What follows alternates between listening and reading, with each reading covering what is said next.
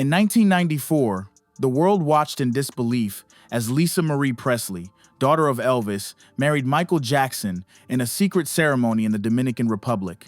The tabloids exploded. Critics called it a publicity stunt. But 20 years later, sitting across from Oprah, Lisa Marie would say something that shocked everyone. "I was actually in love with him." What really happened behind closed doors?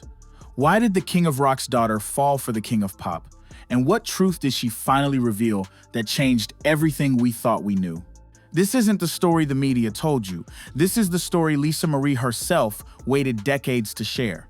Before we dive in, hit that subscribe button and turn on notifications for King of Pop. We're bringing you the untold stories that reveal who Michael really was. The story actually begins long before that wedding. It starts when a 7-year-old Lisa Marie met Michael Jackson for the first time at the MGM Grand in Las Vegas. Her father, Elvis, was performing. Michael was in the audience.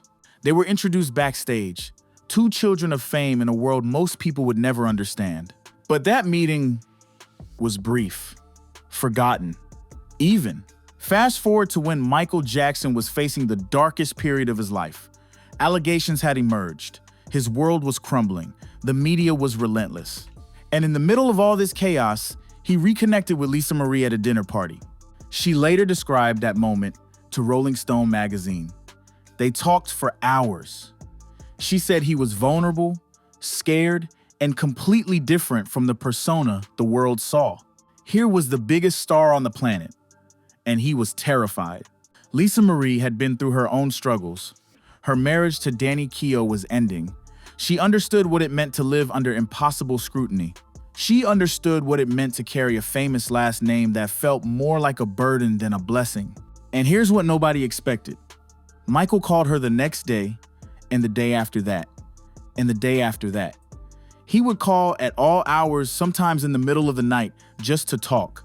Not about music, not about fame, about life, about fear, about loneliness. Within weeks, something had shifted between them. But this wasn't your typical celebrity romance. Remember, Michael was under investigation. Lisa Marie was navigating a divorce. They had to keep everything hidden. Friends who were close to both of them have spoken about this period.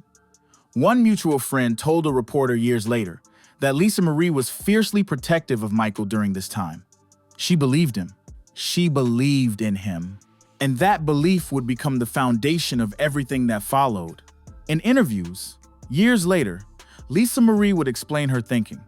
She said she saw someone who was being destroyed by lies, someone who was misunderstood. She felt like she was one of the few people who could see the real person underneath all the noise. By now, they were inseparable. But the relationship was still secret. Michael was preparing for what would eventually become a settlement in the allegations against him. Lisa Marie's divorce was being finalized. Everything had to be handled carefully. Then came the moment that changed everything. In May 1994, Michael proposed. Not with some elaborate public display, he did it privately, just the two of them. And Lisa Marie said yes. 20 days later, on May 26, they were married in a 15-minute ceremony in the Dominican Republic. The bride wore black. Only a handful of people knew it was happening. For 2 months, they kept the marriage secret. But in August, during a press conference, someone asked Lisa Marie directly if she was married to Michael Jackson. She confirmed it. The world went into overdrive. Nobody believed it was real. The age difference, the timing right after his legal troubles, the fact that her ex-husband Danny Keough had been Michael's friend, it all seemed too convenient, too calculated. Then came the MTV Video Music Awards in September. Michael and Lisa Marie walked out on stage together. He introduced her as his wife. They kissed. The audience gasped. It was one of the most watched moments in MTV history. But here's what Lisa Marie would reveal years later in interviews. That moment was Michael's idea. He wanted to prove to the world that their marriage was real. He was tired of the accusations. He thought a public display would end the speculation. It didn't. If anything, it made things worse. Behind the scenes, the pressure was mounting.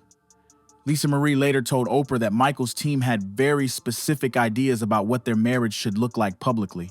There were suggestions about having children immediately, about photo opportunities, about interviews they should do together. Lisa Marie started to feel like she was part of a performance rather than a partnership, and that's when the cracks began to show.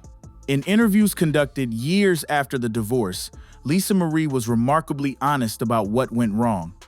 She talked about how Michael's dependency on prescription medication became impossible to ignore. She said she tried to help him, tried to get him into treatment, but he wasn't ready. She described feeling completely helpless. Here was someone she genuinely loved, someone she had defended against the entire world, and she couldn't save him from himself. There were other issues too. The constant presence of handlers and advisors, the inability to have a normal, private life, the realization that Michael's world was so controlled, so managed, that there was no space for an authentic relationship. 18 months after they'd married, Lisa Marie had moved out. She filed for divorce in January, citing irreconcilable differences. The media had a field day. "We told you so," the headline screamed. It was fake all along. But later, Lisa Marie sat down for an interview with Rolling Stone and said something that silenced the critics. "I loved him. I was in love with him. And I wanted to save him. I wanted to save him from the inevitable, which is what has just happened."